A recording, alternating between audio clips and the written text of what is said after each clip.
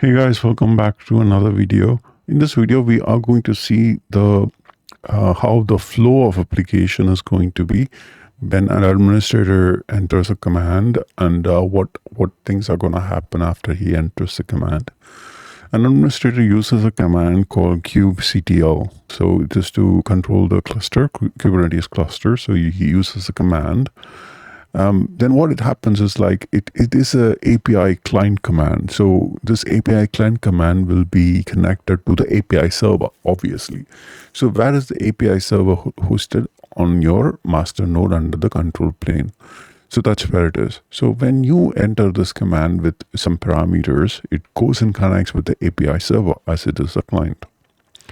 Now the API server, on the other hand, receives the request, and the request which is sent from the API client, right, may have some points about entries about an administrative task. So it understands the administrative task. I'm not going to talk what task it could be. It could be simply to stop a container, or start a container, or to replicate a container, or modify the number of replications it needs to have. It could be any task, right? So when it receives, then the API server invokes those APIs which is required for you to work with. But the first API it invokes is the authentication API. So it basically checks the authentication authorization, whether you really have that enough privilege to connect to this API server, as in towards the details which you've entered in your API client matches what it is defined on the API server authentication. So it first invokes that. So that's where this comes into picture. So you will have such authentication here as well. So the picture is not there. That doesn't mean that authentication wouldn't apply for controller manager. So that's a common picture for both ends. The next one is once it validates the authentication, then it basically updates the etcd. If a request is to validate and authorize the API server updates or retrieve data from the etcd store, or it is to change the state of the cluster, I mean, when I say to change the state, it means like stop, start, restart, or to change the replication. So all those things first needs to be updated in etcd, because etcd is the repository where it's going to have all the configuration level details. Or if you are just trying to retrieve some data about the existing state of a pod, you can also get it easily from etcd rather than going to that state of the pod, because that's the communication is going through between the kubelet and etcd, updating the changes which is happening over the time. Now the next thing after etcd is the controller manager. Now controller manager reacts to the change which the client is insisting upon. The controller manager constantly watches the state of the cluster through API server. If it decides to change, example, a new desired state of a pod, for a pod, it reacts to create or updating the necessary resources that matches the desired state. Then when it tries to matches the the state of the pod, it can then contacts the scheduler. Now scheduler schedules the pods. Now scheduler will schedule if a new pod needs to be created, or the existing pod needs to be rescheduled, or it needs to be stopped or started, whatever activity is there. The scheduler makes a decision on which node it needs to work this particular option, and then it goes and connects with the kubelet.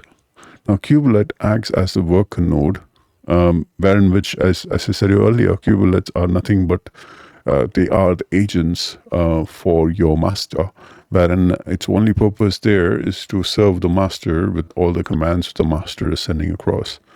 So kubelets here are on the selected worker nodes, takes down the action which needs to be done from the master node side, because kube scheduler is going to send those actions, and sometimes controller manager will directly send those messages directly to kubelets in terms of stopping and starting or changing the state of server.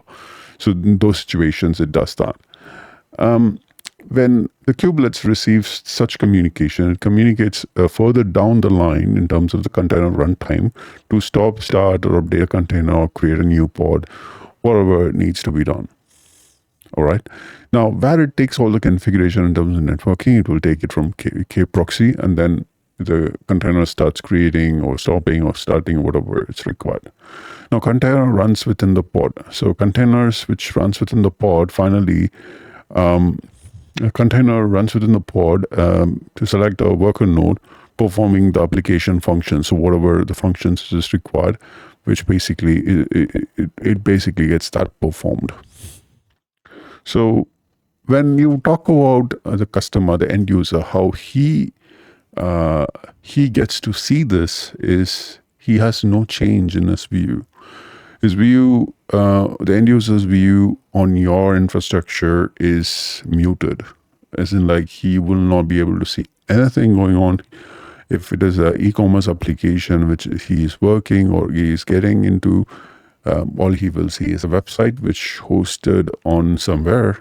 He won't be bothered with the view on the website and blah blah blah, because all he will see is like when he is hitting a website, you're gonna get a request. Now that is done through the routing layer.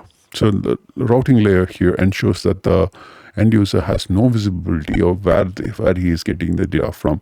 But within our infrastructure, you can actually see we will go first to a web server, or it is to a Node.js, and then to application server where the business data is being processed, onto a database where all these data are captured, or the entries of the data are made. So all the end user will not get to know from his side where he is going, but then that's how it is designed. Thanks again for watching the flow. I hope it was helpful for you to understand the flow of the Kubernetes. Thanks again. I'll see you in the next video.